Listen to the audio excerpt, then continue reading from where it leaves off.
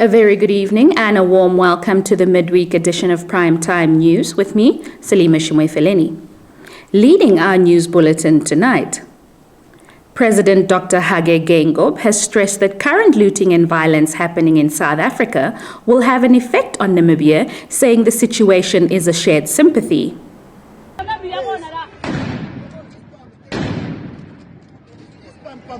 The violent riots in the neighboring country followed the imprisonment of former President Jacob Zuma last week, which resulted in crowds looting and setting alight shopping centers in some parts of the country and leaving a death toll of over 70 people by Tuesday.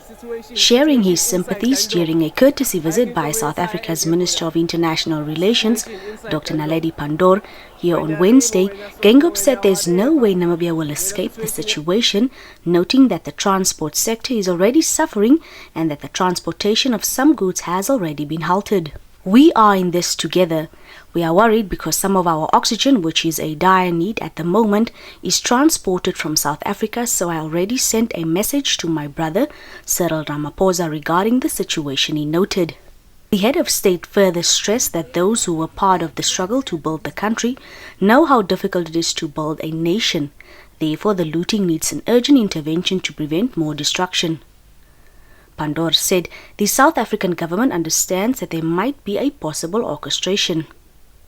She said the country's army has already been deployed and the situation is calming down. She further indicated that many communities have lost jobs, incomes and shoppings in their local areas is now impossible. Pandor, however, noted that some affected community members understand the aftermath of the looting and have joined the government in ending the violent protests as well. Pandor is on a 2-day working visit to Namibia on bilateral agreements between the two countries. The chairperson of the African Union Commission, Moussa Faki Mahamat, today condemned the surge of violence that has resulted in the deaths of civilians in parts of South Africa.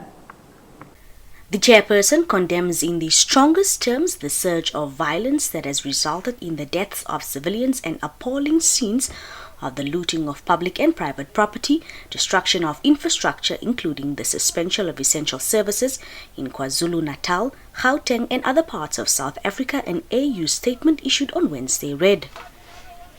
Mohammed called for an urgent restoration of order, peace and stability in the country in full respect of the rule of law. He further extended condolences to the families of the victims and wishes a rapid and full recovery to the wounded. Chairperson of the Pan-African Bloc further reiterated the full and unwavering solidarity of the AU Commission with the government and people of South Africa. Protests started in South Africa's KwaZulu-Natal province last week over the imprisonment of former President Jacob Zuma. Supporters of the former president started violent protests and looting, calling for his immediate release from jail. The protests eventually spread to other provinces, including Gauteng. On Tuesday, authorities said a total of 26 people have been killed during violent protests and looting in KwaZulu-Natal province. Meanwhile, crowds looted shops and businesses in South Africa today, defying government calls for an end to a week of violence that has killed more than 70 people, wrecked hundreds of businesses, and shut down a refinery. Protests that followed the jailing of ex-President Jacob Zuma last week for failing to appear at a corruption inquiry have widened into looting and an outpouring of general anger over the hardship and inequality that persists 27 years after the end of apartheid. Shopping malls and warehouses have been ransacked or set ablaze in several cities, mostly in Zuma's home in KwaZulu-Natal province, to the country's biggest city, Johannesburg, and surrounding Gauteng province. But overnight it spread to two other provinces, Mpumalanga, just east of Gauteng, and Northern Cape, police said in a statement. The United Nations in South Africa expressed concern that the violence was disrupting transport for workers and medical staff and causing shortages of food, medicine and other essential products. This will exacerbate the already social and economic hardships caused by joblessness, poverty and inequality in the country, it said in a statement on Tuesday night. Soldiers have been sent onto the streets to help outnumbered police contain the unrest. The city of Windhoek is redesigning its cemetery space allocation to accommodate the high demand for COVID-19 burials. City of Windhoek Communication Manager Harold Hakwenye explained to Nampa on Tuesday that there is enough space in the cemeteries. The daily high demand forced the city to strategize and redesign the burial sites to accommodate the increasing number of burials due to COVID-19. He said currently secondary internal roads and burial plots are being constructed inside the cemeteries as burials are occurring in big numbers daily, demanding new burial space. According to Hakwenye, at least 133 COVID-19 related burials have taken place in the last 14 days, of which 105 were COVID-19 related deaths. He added that the city of Windhoek currently receives approximately 20 burial requests daily, and out of this, around 17 are COVID-19 related deaths. The waiting list for cremation currently stands at 149, of which 67 are COVID-19 related. Windhoek has been among the districts that continue to record high COVID-19 infection rates and deaths, recording at least 114 deaths between 5th July and 11th July 2021. While some families are opting to travel and bury their loved ones in their place of origin, an overwhelming number of families are opting to bury their deceased in Windhoek, placing the city under pressure to avail space to residents and accommodate those burials within 10 days as recommended by the World Health Organization. Josephine Simeon, Nampa News. The rate of teenage pregnancy in Namibia has increased over the past 5 years, with 3,676 teenagers falling pregnant so far in 2021. This is according to data availed to Nampa by the United Nations Population Fund Namibia on Monday, which said this is in comparison to 2,962 cases of pregnancy reported in 2016. UNFPA and its partners further estimated that 6 months of significant health service disruptions could result in 47 million women in low and middle income countries going without contraceptives, leading to an additional 7 million unintended pregnancies, while the number of maternal deaths was also expected to increase. In the same vein, Minister of Health and Social Services Dr. Kalumbi Shangula said the COVID-19 pandemic has had a detrimental impact in Namibia, mentioning that access to sexual reproductive services such as family planning services was negatively impacted during the country's lockdown period, and as a result, an increase in teenage pregnancies was recorded. Shangula, who was delivering his keynote address during the virtual commemoration of the annual World Population Day on Monday, further said Namibia is also experiencing an increase in maternal deaths, among other challenges that the country's health sector is experiencing. He said these challenges present clear threats to achievements made in the area of population health issues. Josephine Simeon, Nampa News. Stand by for your top roundup.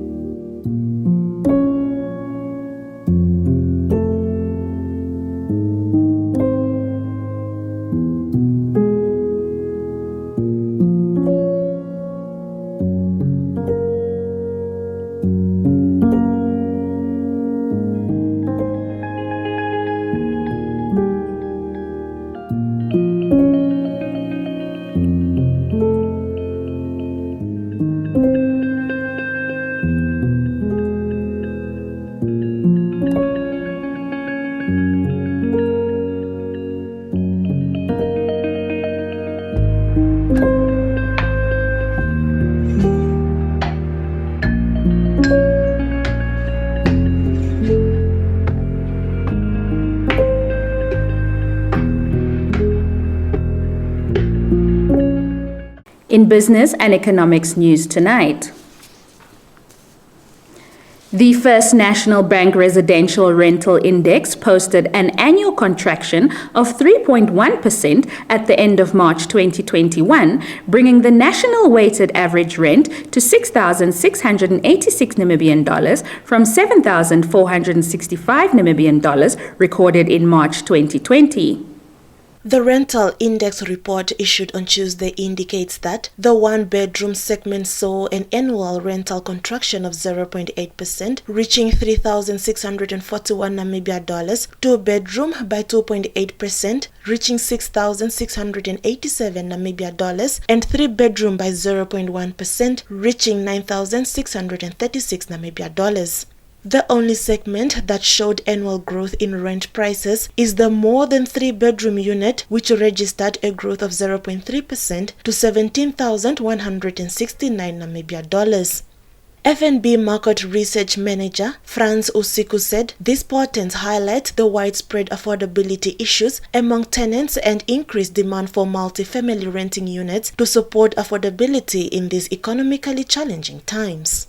Indeed, the incoming economic data for the first quarter of 2021 mirrors the deteriorating state of the rental market, with gross domestic product recorded at minus 6.5% from minus 2.5% in the corresponding quarter of 2020.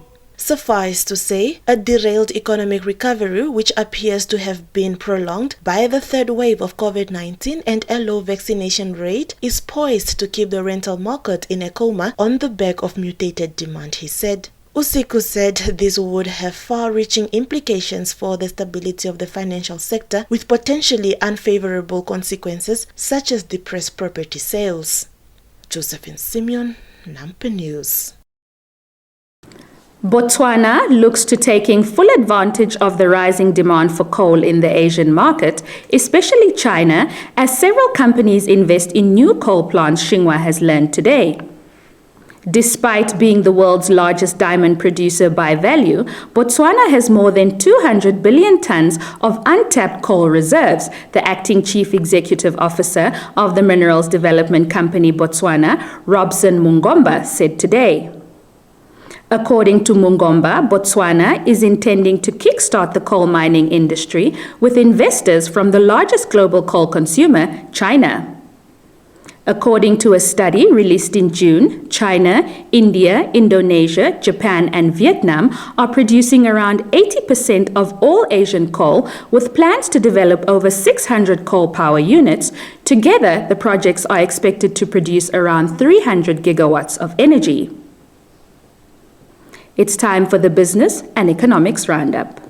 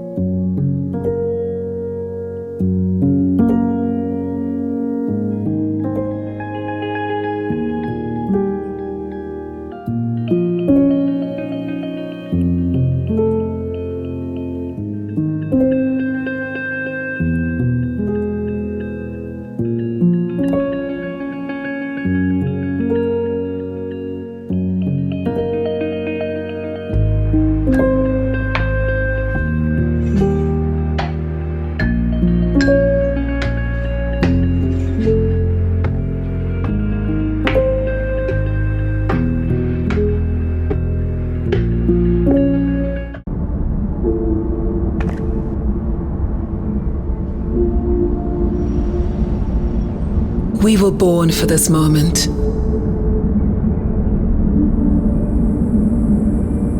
For every rise, every fall, to make the impossible possible.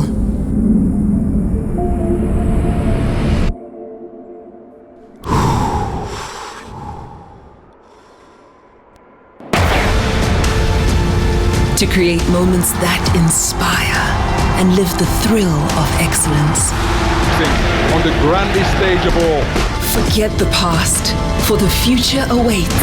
This is that moment we've all been waiting for pride, for country, for you. Brilliant performance that was.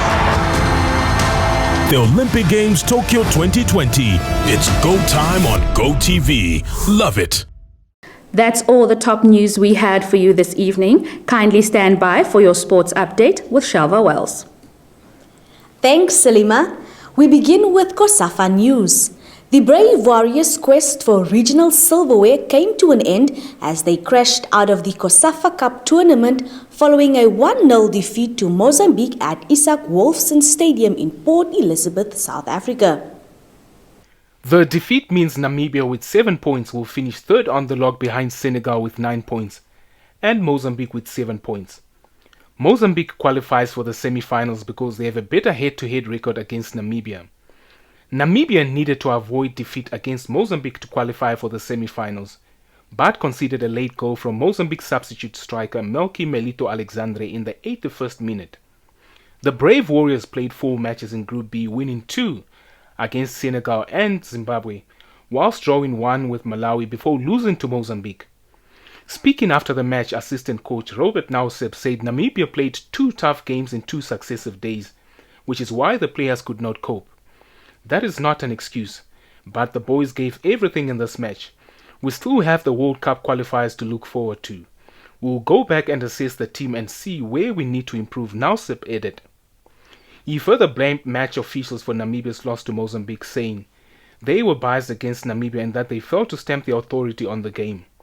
Nauseb stated that the team was well prepared for the tournament as a technical team. They are happy with what they saw. Henk Botha, the coach of Namibia's 2 queens of sprint, Christine Boma and Beatrice Maselingi, said they are hard at work in preparing for the rescheduled 2020 Tokyo Olympic Games. The coach and his 18-year-old sprinters will make their maiden appearance at the Olympic Games when they compete in the 200-meter sprint at the Global Championship. They are expected to depart for Tokyo, Japan on 22 July 2021. In an interview with Nampa on Wednesday, Botha said they had a good training session on Tuesday night and they expect to improve on their work in the coming days. He said they did acceleration in their last training and the times they had clocked last night on 150 meters was unreal, even though the sprinters don't like the cold weather. What is important at the moment, he added, is getting the athletes to adapt to a different training schedule because of the different time zones between Namibia and Japan. The coach also said what they're going to do from now on is to change the times that they train so that the athletes will not struggle so much when they arrive in Japan. Meanwhile, the coach further said despite the athletes being barred from competing in the 400 meter by World Athletics because of their natural testosterone levels being high, the athletes are more focused, strong and motivated, he added. Team Namibia will be represented by 11 athletes in 5 different sports codes at the 2020 Tokyo Olympic Games, set to commence on 25 July to 8 August in Japan. Your sports roundup is next.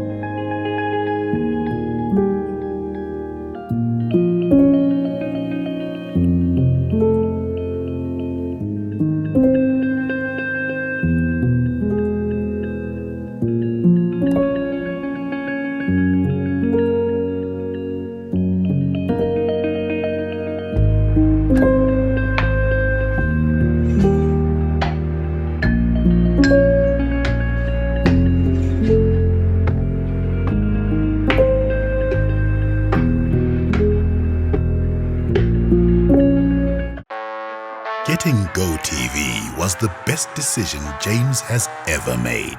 See, James has always watched football wherever he can. Sometimes it got awkward. It was never really comfortable. And finding a good place to watch became more and more difficult, not to mention costly. Traveling for his games took its toll on James until he discovered something big. Now that James has GoTV, he can finally enjoy the perks of home ground advantage. Good for you, James. Get home ground advantage with GoTV. With superstar players competing in the world's biggest leagues and cup competitions, you'll be spoiled for football choice. So get and stay connected to GoTV for the best football season yet. GoTV. Love it. That's all the news we had for you this evening. We thank you for tuning in. Give us a thumbs up and share. If you are new to this channel, please don't forget to subscribe. Also click on the notifications bell to stay posted on the latest happenings locally and globally. Catch us tomorrow for your dose of primetime news. From myself and the entire production crew, it's good night.